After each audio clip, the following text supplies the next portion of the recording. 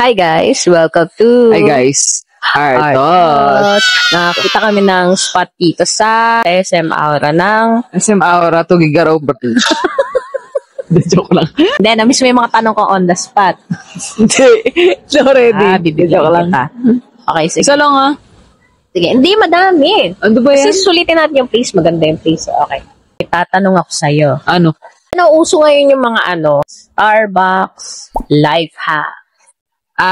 Yung sinasalin. Yung kang yellow, tsaka Oo, sa yung salin bibili mo. sila ng isang drink, split into 3 nila yung drinks. So, Eto mayaman.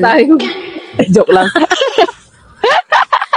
Hindi naman tayo mayaman. At minsan yung Starbucks sa atin ay Once in a lifetime. Once in a lifetime. So, alam nyo, dati kada sweldo. Pero syempre, dahil sa mga lumalaking pamilya Pag tumatanda namin, ka na, at saka lumalaking pamilya namin ng mga pusa, Diyos ko po guys, tipid-tipid tayo.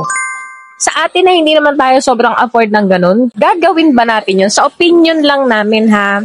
Oo, wag kayo mga alam. Sa mga nakagawa na ng hack, ito ay opinion lang naman namin.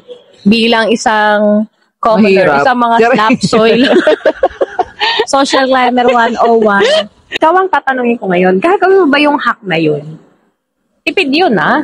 Ako? Pabor yun sa atin. Hindi, huwag tayong plastikan dito. Na-curious din kasi ako sa lasa. Yung ang hinate, smart nga naman, diba? Siyempre maano nakamura ako, ganyan, diba? Tapos may tatak pa yung baso. Na-curious ako. So, gagawin ko siya. Pero, ang pinagkaiba lang sa ginagawa kasi nila, naka-dine-in sila. Kumbaga nandun sila, nakatambay sila dun sa place. Which is, isa lang yung malaking drink na binili nila. Tapos, humingi lang sila ng yellow, ganyan. Wala pa ako nakikita nag-content na to go. Ayun nga, para sa akin, gagawin ko siya to go. Alam mo bakit? Kasi, nakakahiya dun sa mga willing magbayad ng maraming drinks. Wow! Hindi ako willing magbayad. Hindi mo gagawin yun? Gagawin ko nga. Pero hindi ka take out. magdala na maki-aircon ka muna doon. Hindi nga. Kasi gagawin ko yun kung ang bibiling ko, kunyari, tigisa tayo, ganyan. Yung normal. Pero yung for the curiosity dun sa nagte-trending, gagawin ko siguro siya sa labas ng Starbucks. Sa mismong pinto. Hindi, joke lang. Yung mo sa garden, sasalina ko lang. Hindi ganon. Pero tama yung sinabi mo willing to pay. May mga tao na willing, mahal kaya wag niyo sabihin, may mga nagko-comment yan na cheap na nga daw yung Starbucks, mas pina-cheap pa. Hoy! Para sa mga kagaya namin na social climber. Oo. mahal pa rin yun. Kumbaga kasi, may mga taong willing to pay. Para tumambay doon, may experience nila. Mamaya yung first time pala nilang pumunta ng Starbucks, wala silang maupuan, tapos willing silang magbumili ng 5 drinks, kahit 2 lang sila. Oo. Oo ka naman. 5 drinks, 2 lang. Naman, nililigaw mo ako. May mga senior na gustong mag-dine. Bawa yung anniversary nung senior. Diba? Tapos, i-date niya yung kanyang mga apo, ganyan, kaya silang 2.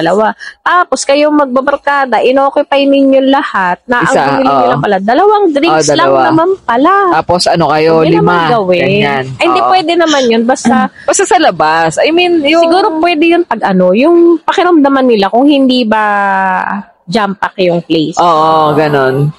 Yun. Parang i-consider nyo rin kasi yung yung magiging sales din nung o kung kayo, wala kayong kakayahan pa nung araw na yun, baka yung iba. Kaya malis na kayo, okay lang. Sorry. Joke lang. Sa labas na lang kayo magagaganyan. Ganon. Yun lang naman yun. Sinabi mo, sa labas natin yan. Yan, pwede yun, ganon. Pero hindi ko di namin gagawin, ha. Gagawin namin. Gusto nyo yung video pa namin, Pero wag nyo asahan sa loob ng Starbucks. Pero may nagsabi, di ba? Sa loob alam ko na kung saan natin dapat gawin yun. Sa coffee bean. Joke lang. Bastos yun natin. Mas malala ba? Ano na yung Starbucks? Binastos. Joke lang. Sa mga ibang videos naman talaga namin, kami ay nagkakape. Pero guys, yan ay pag mayroon lang talagang natira sa pinag-chipin-chipin na namin na budget, ganyan. Pero tama yung sinabi mo gagawin natin yun to go. Tama.